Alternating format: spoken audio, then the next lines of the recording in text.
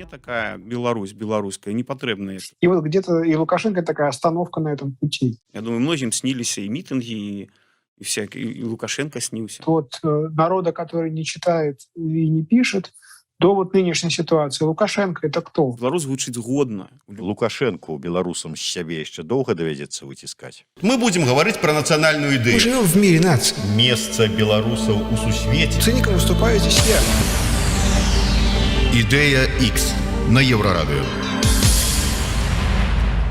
Усім прывітанне, в эфіры чарговы выпуск праграмы «Ідэя X», праграмы, падчас якой мы, нягледзячы ні на што, працягваем прамаўляць, намацаваць, шукаць гэтую вось самую беларускую нацыянальную ідэю. Як звычайна, вядучыя праграмы Максім Гаруноў і Зміцер Лукашук, наш сённяшні пачэсны госць, літаратар, публіцыст, аўтар кнігі «Каларадская пушча» І як стаць беларусам. Севярын Квяткоўскі. Я адмыслова не назваў, дакладней назваў не тую кнігу, про якую мы казалі перад тым, як пачаць нашу вось гутарку ў эфіры, каб ты па ходу размовы акцэнтаваў увагу вось менавіта на гэтай кнізе, як стаць беларусам. І ўсё ж таки тады пачну ось з такога пытання. Калі кніга «Як стаць беларусам», то беларусы беларусамі да гэтага яшчэ не сталі? Все хаваецца ў вызначэннях. То есть каго лічыць беларусамі, напрыклад. У 19 стагоддзя расійская імперыя беларусамі называла праваслаўных падданых, якія жылі на нашай тэрыторыі. А такіх же самых беларусаў-каталікоў, напрыклад, у палякі запісвала. У нашы там у савецкія часы там беларус гэта быў пан Сасі і Касы, а ўжо далей не. То есть это быў менавіта селянін, лаяльны да партыі. Ну і гэтак далей. То бок, калі вот шукалася, нацыянальная ідэя, там, напрыклад, 80-е гады, да? Ну, это, па-першае, незалежнасць, па-другое, вяртанне беларускай мовы ва ўжытак. Трэцяе, гэта рэальная гісторыя, якую ад нас хавалі пра палітычных матывах. Незалежнасць атрымалася, і адзін пункт адпаў. Да? Беларуская мова пачала развівацца, пасля яе затармазілі, але мы бачым, што яна все роўна выбівалася насуперак. Да? Адна справа ў лаяльных умовах з боку дзяржавы там развівацца, альбо нават пры падтрымцы, як это было там, не ведаю, ва ўкраіне, напрыклад. Там свои проблемы, ясно, что тому. Але, в принципе, подкрэсліваю, что все, что звязано с беларускай нацыянальнай ідэяй апошнія 30 гадоў, 25 гадоў, яно развівалася насуперак, то есть вельмі складаных умовах, і таму яно вельмі якаснае. І все, что было до 20-го года, я думаю, оно скончылася, а ў 20-м годзе пачалося іншае. Усё, што было, а ўсё ж таки, што было? На ідэйным узроўні, там, напрыклад, лозунг такі, там, гаварыце па-беларуску, это нумар 1, тады все будзе, да? Не, оказывается, калі правесці полную нацыяналізацыю, дэкамунізацыю і декаланізацыю, як у Туркменістане, напрыклад, там помніка Пушкіну вы не знойдзеце, і всім астатнім, скажем, таким ключевым фігурам імперскай ідэалогіі, да? Але пры гэтым там амаль адной ногой Паўночная Карэя. То есть нам да Паўночнай Карэі яшчэ вельмі далёка. Я думаю, што ніколі мы не дасягнем гэтага, бо это не адно стагоддзе спатрэбіцца. А вось у Туркменістане все нацыянальнае, і то есть мне такая Беларусь в страшным сне бы прыснілася. Да? То есть все па-беларуску, але пры гэтым амаль Паўночная Карэя. Таму увогуле чалавек у сябе ўсведамляе, а пасля супольнасць людзей, чалавекаў, усведамляе сябе кімсьці побач з чымсьці адрозным. То бок, калі ты адзін на неабітальнай выспе, ты не можаш, ты вот адзін такі, больш няма з чым параўнаць. З'яўляецца іншае, і вы ўжо пачынаеце даваць ацэнку адзін аднаму, адзнаку, нейкія характарыстыкі. Я думаю, что у Беларусі праз такую атамізацыю грамадства пэўную многія вось гэтыя пытанні не задавалі сабе і не адказвалі. І ваша перадача, яна, в прынцыпе, добрая тым, што яна пастаянна падтрымлівае саму тэму. Таму што калісьці тэму беларускай ідэнтычнасці і, адпаведна, нацыянальнай ідэі абмяркоўвалі на кухнях інтэлектуалы, майстэрнях. Пасля тэма выйшла ўжо ў газеты ў канцы 80-х. 90-е, зразумела, это уже дзяржава, незалежная дзяржава, хаця ідэнтычнасць таксама асабліва не абмяркоўвалася. Мне здаецца, што все роўна заставаліся такі, газета «Наша Ніва» часоў Сергея Дубаўца, там «Архэ» таксама, калі ён быў не гістарычны часопіс, а такі рознапланавы. Яшчэ некалькі асяроддзяў, і все. На шырокі ўзровень тэмы нацыянальнай самаідэнтыфікацыі, якая непасрэдна звязана з нацыянальнай ідэяй, выйшла, пахвалюся, вось падчас кампаніі «Будзьмо беларусамі», да якой я таксама прыклаў свае намаганні разам з іншымі паплечнікамі. І вось як адказ на «Будзьмо беларусамі», якая стартавала ў восені 2008 года, у 2009 дзяржава запусціла «Беларусы это мы», правда, па-расейску. І тады яшчэ праз некалькі гадоў ужо нацыянальнай ідэі ідэнтычнасці, а можа быць ідэі, была прысвечаная вялікае ток-шоу на дзяржаўным тэлебачанні, на ОНТ, здаецца, дзе там Чаргінец, праўладны дзеяч ад культуры, сказаў, што вот я беларускі нацыяналіст. Пры ўмове, што гэта і гэта. А вось гэта, яно ўвесь час змяняецца, і таму пошук нацыянальнай ідэі, ён, мне здаецца, тут нават не пошук, а злавіць варта тэндэнцыі, якія ёсць у грамадстве. То есть в 2020 годзе я, напрыклад, адзначыў, што, па-першае, все самі ўзялі нацыянальную сімволіку ў рукі, таму што штабы пазбегалі яе ад пачатку. Хаця Ціхановскі Сергей запісаў беларускамоўную версію, але запусцілі яе ўжо, калі пачало все само раскручвацца. Раз. Натуральна, што людзі ў нас гавораць па-руску між сабой у сілу вядомых всім палітыкі спачатку Савецкага Саюза, пасля рэжыму Лукашэнкі. Тым не менш, лозунгі, все асноўныя ключавыя, большасць лозунгаў, гэта выкананыя беларускай мовай. Асабліва, калі браць, жыве Беларусь, зразумела, але калі браць раённыя сцягі, спецыяльна падлічылі, хаця так і навока было бачна, што большасць з іх падпісаныя па-беларуску. І гэта ўжо вялікі крок супольны. То есть это зразумела, што для вялікай колькасці беларусаў вельмі важна, калі выступалі за перамены і працягваюць выступаць менавіта пад нацыянальнай сімволікай.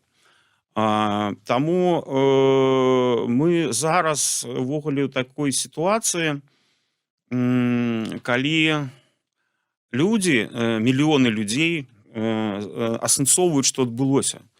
Адна справа, ведаеце, там спрактыкаваныя людзі, які, в прынцыпе, прафесійна займаюцца асэнсаваннем працэсаў, якія адбываюцца ў краіне і свеце.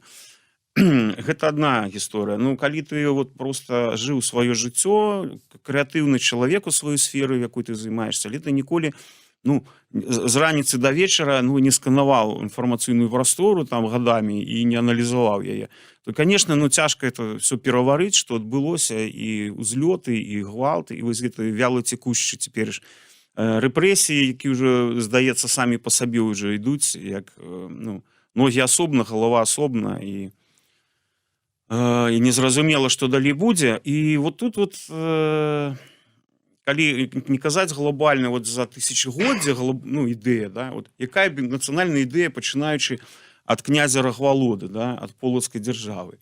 Ясна, што кожнае стагоддзе надавала свае акцэнты.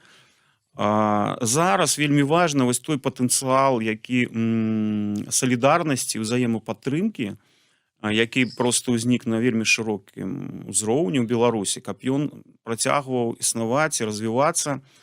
Тыя, хто выехалі, гэта збольшага зараз творчыя людзі, крэатыўныя в шырокім сэнсе, не абавязкова мастакі, музыканты, то могуць быць і прадпрымальнікі, і медыкі.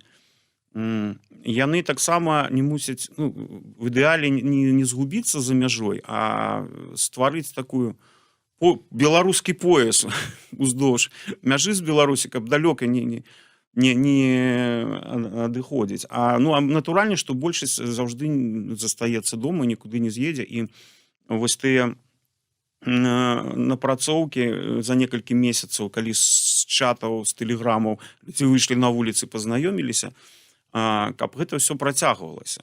Северин, Слушайте, давай я задам. Я вот вообще ничего не понял, что происходит.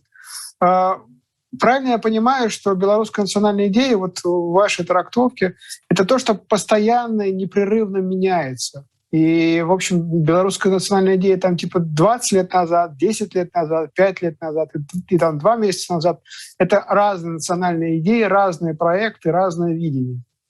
Не ведаю наконт праектаў, но тое, што акцэнты розныя, гэта безумоўна. Таму што нацыянальная ідэя ў 20 стагоддзі, калі ўтваралася БНР, гэта было проста данесці людзям, хто яны такія ёсць. Бо яны казалі, мы тутэйшыя, яны нават не разбіраліся, яны пыталіся, якой ты веры, рускай ці польскай. Вось это ўзровень самаідэнтыфікацыі. І у айцоў заснавальнікаў БНР і стваральнікаў нашай нівы пачатку 20 стагоддзя, ва ўсіх, каго мы цяпер можам прагрэсарамі называць, тады асветнікі там, у іх стаяла вельмі простая задача даць людзям імя, то есть расказаць ім, што вы не проста хтосьці, вы канкрэтна вось такія і такія. У 80-е гады была падобная ж гісторыя, толькі ўжо беларусы сябе ўсведамлялі беларусамі, але з прыставкай савецкі. Без савецкі беларусаў проста не існавала ў прапагандзе, адпаведна людзям трэба было расказваць, што пра тысячагадовую гісторыю, пра той же БНР і все астатняе. Я понимаю. Зараз это самое общее. Вот к чему это все? Вот перед Первой мировой войной белорусские прогрессисты объясняли белорусам, что они не просто тутейшие, а что они белорусы и что у них может быть свое государство. В 80-х годах тоже им что-то объясняли. А вот все это к чему? Вот в итоге что должно получиться? Вот это движение в отношении какой цели? Цель такая, что есть группа людей, якая живе на своей территории, там больше за 1000 годов, і яна завецца сёння беларусамі, хоць не заўжды называлася беларусамі. І гэта мусіць быць ідэйнае аб'яднанне, што вось наш дом, да, Беларусь это наш дом, і мы яго даглядаем, мы яго рамантуем, мы яго дабудоўваем, мы яго абараняем. То есть ідэя Беларусі як нашага дома, а вось ужо што ўнутры інтэр'еры якія, і якімі думкамі мы, галасамі мы напаўняем гэты дом. Гэта бесконцы працэс. То есть калі вас цікавіць беларуская нацыянальная ідэя як штосьці статычнае, то яна, в прынцыпе, падобная да літоўскай нацыянальнай ідэі, польскай, там, не ведаю, магчыма, там, аўстрыйскай, да, то есть такія сярэднія па велічыні краіны монаэтнічныя збольшага, якія хочуць жыць, каб ім не заміналі. У нас ёсць свае рысы характару беларускія, напрыклад, аўстрыякаў там свае. У нас ёсць нейкія свае традыцыі, ёсць такія даўнія традыцыі, ёсць тое, што зана. Карацей, это наше унутранае жыццё. Беларусы дастаткова інтравертыўныя людзі як супольнасць, да? То есть нас галоўнае, каб не чапалі, мы самі там разбярэмся. А форма правления имеет значение? Форма правления. Вот это будет монархия, вот это будет тоталитарная деспотия. Я думаю просто, что если бы литовцам, когда литовцы там, своим литовским крестьянам, таким же, как белорусским, говорили, что вот у нас будет своя страна, а в ней будет как бы тирания, ну, вот как в самом страшном варианте, как в Туркмении там, или в Северной Корее, я думаю, никто бы ее не поддержал. Я думаю, что... Я не думаю, я читал о том, что когда литовские прогрессисты, литовские просветители объясняли литовским крестьянам, что у них должна быть своя страна, они им говорили в том числе, что мы будем управляться справедливо, и справедливо в их понимании имелось в виду демократически. Ну, как бы, то есть не только мы существуем, но мы существуем еще и как бы на основании правил, которые ведут нас к свободе. Вот этой черты у белорусского проекта, у белорусской национальной идеи совсем нет? Или как? Ну, просто вы в белорусской школе не учились, у нас это проходит. айцы-заснавальнікі вось беларускага нацыянальнага руху, яны аўтаматычна ж былі і дэмакратамі розных гатункаў. І ўвогуле, ну, тое, што адрадзілася ў канцы 80-х, гэта быў нацыянальна-дэмакратычны рух. І то есть для мяне беларушчына і дэмакратыя, асабіста для мяне, яны непарыўна звязаны. Калі на пачатку размовы я пра Туркменістан акурат казаў, што мне такая Беларусь беларуская не патрэбна, як Туркменістан.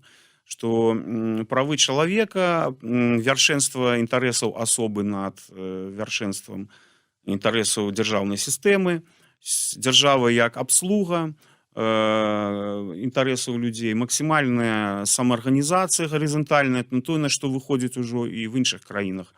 Таму што, ну, час такі, інтэрнэтны час, ён дазваляе людзям рабіць больш, чым раней.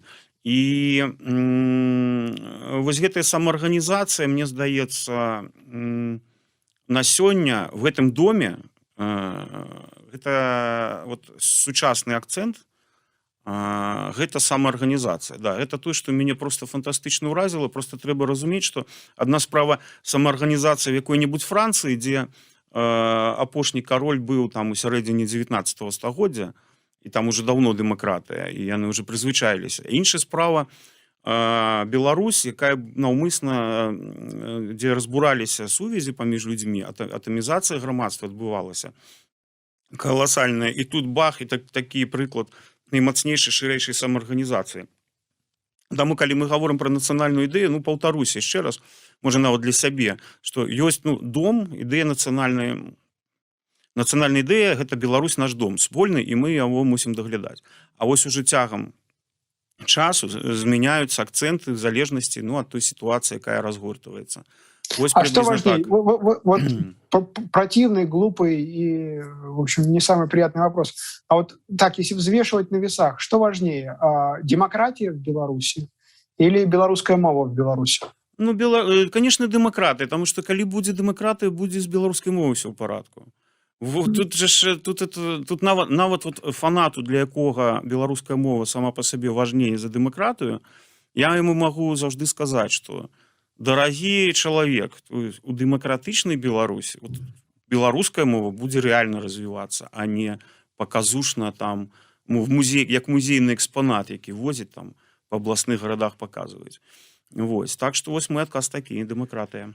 Северин, я б хацеў яшчэ удакладнення. Ты прыгадаў пра тое, як, ну, скажем, прагрэсісты, айцы-заснавальнікі БНР, ну, как бы асноўнае іх было давесці беларусам, што яны не тутэйшыя, а беларусы.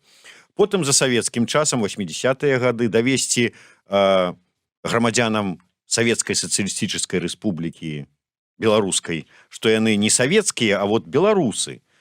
Потым у нас наступіў перыяд, калі мы былі то незразумела хто, ці то беларусы, ці то рускія са знакам якасці, ці то яшчэ невядома хто. Я вельмі вот прыгадываю гэтую сітуацыю, калі за мяжой дзе-нибудь там на турэцкіх пляжах пыталіся там ты хто, і там беларусы большасці, которые не вот не професійныя беларусы, а звычайныя.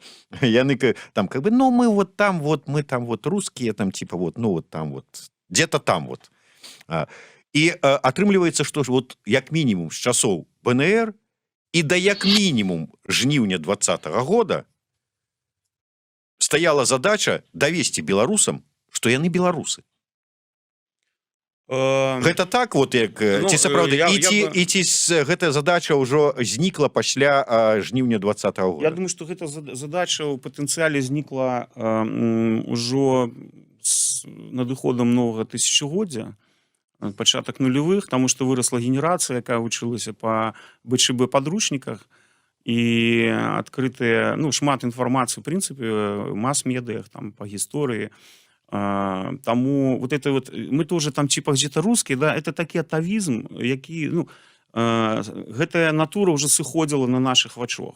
Я, правда, у Турцыі ніколі не быў і не планаваў, тому что я не люблю, калі сильно... Ну, я образно сказал про Турцию, але такое і про Францию. Да, ну, калі я займаўся вось гэтым праектам, як стаць беларусам, быць беларусам, там, ну, насамрэч, аўтар праекта, там у кнізе пазначаныя людзі, якія так, ну, разам са мной записывалі гісторыі розныя.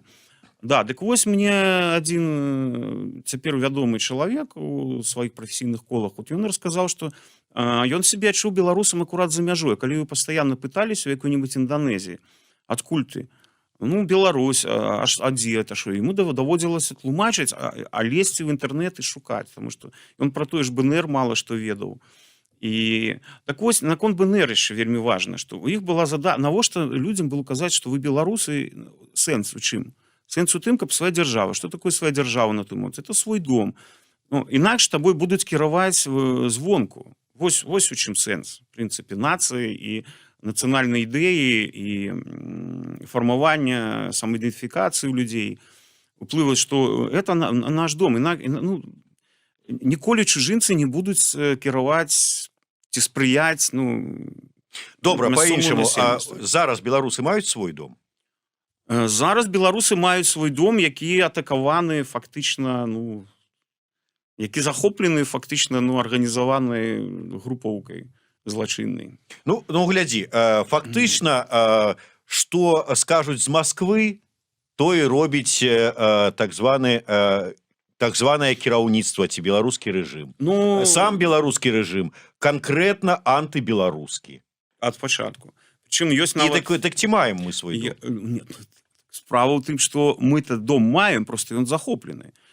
Таму што я ж вяртаюся да пачатку нашай размовы, што насуперак вось гэтай антыбеларускай дзейнасці ідэя все роўна выспявала розныя, там, і важнасць беларускай мовы, і вывучэнне гісторыі, і фармавання будучыні, як мы хочам жыць. Тут же ще важна не толькі гісторыя. Гісторыя увогуле патрэбна ведаць просто каб развівацца далей. Я да таго это ўсё казаў, што не падаецца, што мы усе стаім перад той же самай задачай, якая стаяла ў 1918 годзе, ну і раней, перад айцамі-заснавальнікамі БНР. Ну не, насамрэч...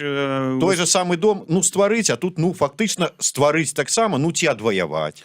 Мы зараз увогуле Беларусь... Не, ну тады, паслухайце, 90% насельніцтва не умела ні чытаць, ні пісаць. Ну, альбо умела там па складах разабраць там 3 сказы ў малітвенніку. Это зусім іншыя, ну, людзі. Тыя людзі, якія там шляхта паланізаваная пасля паўстання 1863 года з літвінаў перапісаліся ўжо ў палякі. Всё. Іх знішчылі, альбо яна уцекла, альбо знішчылі.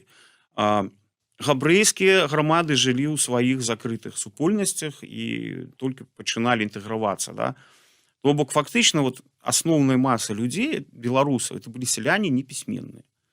Буржуазія не ўзнікла нармальная таксама, таму што расійская імперыя на ўсё працягу ад Балтыйскага да Чорнага мора ну, не спрыяла развіццю капіталізма, апроч там офшорнай зоны Адесса. А сёння, што нам супрацьстаяць полуграмотныя, невыхаваныя, неадукаваныя людзі, але ў якіх ёсць зброя, яны супрацьстаяць грамадству, дзе лічыцца, што крэатыўны клас у Беларусі можа ў працэнтных адносінах самы вялікі паміж у балта-чарнаморскім рэгіёне. І это абсалютна высокакваліфікаваныя людзі. Нават наша школьная адукацыя на вёсцы, яна там пару разоў лепшая, чым на вёсцы там у некаторых суседніх краінах. Я ўжо не кажу пра гарады. Это зусім іншая сітуацыя. Тут ужо нас хутчэй гаворка вядзецца пра тое, што да беларусаў ўжо дайшло, у чым ёсць сутнасная ўлада цяпер, пасля 20-го года, і працягу ўжо ў 21-м. А хутка да беларусаў дойдзе да большасці, што без Масквы, без Крамля это все 27 гадоў бы не цягнулася. Таму што ресурсаў у беларускай улады сваіх вельмі мала. В першую чаргу это чалавечыя ресурсы. Да? То есть, калі там гавораць Сталін, Гітлер, там, ці Паўночная Карэя, ці нават Туркменістан, да там людзей немерана было і зараз там, ну, все роўна 20 мільёнаў у Карэі і полуграмотных людзей, іх трымаць пад узцы вельмі проста. Пастаянна можна вербаваць, а тут не могуць нават навербаваць ва внутреннія органы. Ось. Это зусім розныя, ну, зусім рознай сітуацыі. Таму часткова я з вами згодны, што можна параўнаць БНР, вот задачы ты ж прыблізна. Толькі ўжо асветніцтва не патрэбнае. Тут уже патрэбная арганізацыя людзей, самаарганізацыя, нейкі нефармальнае аб'яднанне, з якіх пасля вырастуць партыі. А вот в этой истории развития Беларуси, да, вот от народа, который не читает и не пишет, до вот нынешней ситуации. Лукашенко — это кто? Вот Лукашенко и люди, которых он представляет, и люди, которые за него вроде бы как до сих пор еще голосуют. Вот это что такое было? Ну и есть. Да, я зноў жа адкажу, што Лукашенко 94 годзе і ягоныя тых, хто яго падтрымалі, і в 20-м годзе это просто фізычна ўжо розныя людзі, таму што в 94-м годзе яго падтрымлівалі ўжо не маладыя ўзростам людзі з правінцыі в асноўным, альбо з рабочых гета гарадскіх. І гэтыя людзі альбо ўжо пайшлі з жыцця, альбо ўжо пенсіянеры. То есть змена генерацыі, она вельмі важная. В тыя часы за Лукашенко галасавалі обездоленные люди. Это у нас траціна Беларусі была заражаная радыяцыяй чарнобыльскай катастрофы. І толькі дзяржава магла гэтым людзям дапамагчы. І папуліст з яркімі лозунгамі перамог. І больш за тое памагаў грашыма, ну, па схеме нафта наўзамен на пацалункі і іншыя нейкія там, ну, схемы зарабляння грошай, які можна было раздаваць бедствуючым. Пасля людзі пачалі адмаўляцца, ну, не ведаю, мае знаёмыя нават прыходзілі, там, суседзі па лесвічнай пляцоўцы, казалі: Северин, боже, як нам сорамна, што мы за яго галасавалі, мы расчараваны, мы там бла-бла-бла. І такі працэс, ён адбываўся дастаткова актыўна. То есть чалавек за 27 гадоў не сумеў сабе нарасціць некую такую вот базу моцную на вякі. То есть як былі гэтыя бабулькі вясковыя, ад якіх тады нічога не залежала, і зараз нічога не залежыць, таму што недэмакратычныя ўмовы. Там у яго засталіся, хай сабе ты 10%, і яшчэ 10% гэта сілавікі, якія за яго не таму што ідэйныя, а таму што, ну, ім больш няма куды дзівацца. І вот мой адказ, да. Розныя Лукашэнкі, розная ягоная публіка. Ну, я к тому, что это был этап в развитии народа Беларуси, я так понимаю. Вот есть эта дуга от безграмотного большинства к нынешнему, как вы говорите, в общем, довольно образованному, довольно городскому населению. И вот где-то и Лукашенко такая остановка на этом пути. Часткова так, там ён затармазіў шмат якія працэсы. Гуманітарная навука фактычна разваленая, дакладныя навукі няма матэрыяльнай тэхнічнай базы і зацікаўленасці матэрыяльнай. Ну, карацей, ён шмат чаго затармазіў, але тым больш каштоўна тое, што насуперак з'явілася. Высокакваліфікаванасць у беларускіх сялянаў з'явілася пасля вайны, калі масава засялялі ў гарады, уцекали от голода и бесперспективы, а в городах все уже было, до речі, по-руску. И это было наўмысна зроблено. То есть у Литве такое не могли зрабіць, ну, бо надто адрозная мова, ці у Грузии. А у Беларуси можно было, потому что мовы близкие по группе, там, по вымаўленню и все остальное. И, ну, это отгалінаванне темы, да, про адукатную, про кваліфікаванасць. І вось эта вот шалёная індустрыялізацыя Менску і некаторых іншых гарадоў, она была выклікана насамрэч боязью Трэцяй сусветнай вайны, і все эти менскія заводы, яны лёгкім движением рукі ператвараліся у заводы военно-прамыслового комплексу, і мы маглі працаваць на патрэбы вайны. Але для сялянаў гэта быў вялікі ліфт каласальны, і ўжо 80-е гады, ну, тэма сялянства, ну, была такая досыць складаная, тому что з аднаго боку это все прыгожа, сяляне захавалі беларускую мову, традыцыі, все астатняе. А з іншага боку, ну, яны самыя кансерватыўныя людзі ў любой краіне. І тое, што адбылося, вот што Лукашенко сам таго, скажем так, может быть, не ведаючы, То, што ён працягнуў гэтую індустрыялізацыю і урбанізацыю Беларусі просто таму, што так танней. Да? То есть па-нармальнаму яму трэба было б, конечно, развіваць всю Беларусь, а не пхаць толькі ў Менск рэсурсы. Але ён вырашыў, што прасцей пхаць беларусаў у Менск, які развіваецца, чым наадварот. Да, дык вось, скончыліся ўжо мігранты з правінцыі ў сталіцу. Это уже зафіксавана апошнія 3 гады. Все, ресурс чалавечы вычарпаны. Хутчэй за ўсё, вёска застанецца такой фермерскай у будучыні бліжэйшых 20 гадоў. Традыцыйная, на жаль, хутчэй за ўсё сыдзе. Будуць толькі энтузіасты падтрымліваць. Затое вот так резко поменялся электорат и А вот память о правлении Лукашенко, вы бы ее вот как зафиксировали? Вот что бы это было? Вот если бы у вас была возможность. Музей тирании, там, например, или какой-нибудь памятник отдельный. Я падтрымліваю ідэю, якую я прачытаў дзесьці в інтэрнэце, некае прыватнае выказванне у Фейсбуку, здаецца, што Акрэсціна трэба захаваць вот в тым выглядзе, в якім яно ёсць, без ремонта, і там реально мусіць быць музей. Што да лукашызма як такога, па-першае, я лічу, што цалкам рэальна, калі в паліталогію войдзе гэтае паняцце, яно будзе акадэмічным чынам апісанае, растлумачанае. І вось у гэтым палацы, які ён называе незалежнасці, на праспекце пераможцаў, а народ кажа праспект пераможца. Вось, там трэба зрабіць навукова-даследчую установу, то бок, таму што 20-й год это просто пік. Все ж пачалося, як ён сам гаворыць, што пачаў беззаконне там рабіць у 94-м годзе, адстрэліваючы бандитаў. Вот з 94-го года все пачалося, а публічна з 95-го са збіцця апазіцыйных дэпутатаў у тады яшчэ законным парламенце. Вось, таму памяць, да, она вельмі сур'ёзная, таму што гэта, шмат падабенства з рэаліямі сучаснымі, гістарычнымі, але все ж таки ў Беларусі дастаткова унікальных рэчаў, якія варта вывучаць. І ахвяры рэжыму таксама з 95-го года пачынаючы, яны таксама мусяць і кампенсацыі нейкія атрымліваць.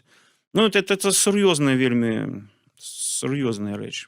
Северина, Лукашенко может повториться? Тут под последний вопрос. Лукашенко может повториться? Я, шчыра кажучы, мне маёй фантазіі не хапае, потому што пасля таго, што адбылося і адбываецца, мне здаецца, што ў грамадства вельмі жорсткая прышчэпка ад дыктатуры. А тыя, хто наадварот палюбляюць, каб іх там палупцавалі, памацней пакрычалі на іх, я думаю, што яны все ж таки засталіся ў меншасці, і гэта зноў жа натура, якая сыходзіць з гэтых рэаліяў. Мне так падаецца, хаця зло ніколі не знікае до конца, мы это все ведаем. Цудоўна. Наша задача зло утаймаваць, апанаваць, утаймаваць, запакаваць і максімальна, каб яно было маленькім. Яшчэ я хочу сказаць, што міні-Лукашэнак таколькі. Ён же ж не адзін такі. Ён просто такі яркі. Я асабіста міні-Лукашэнак в жыцці таксама сустракаў не раз, не два.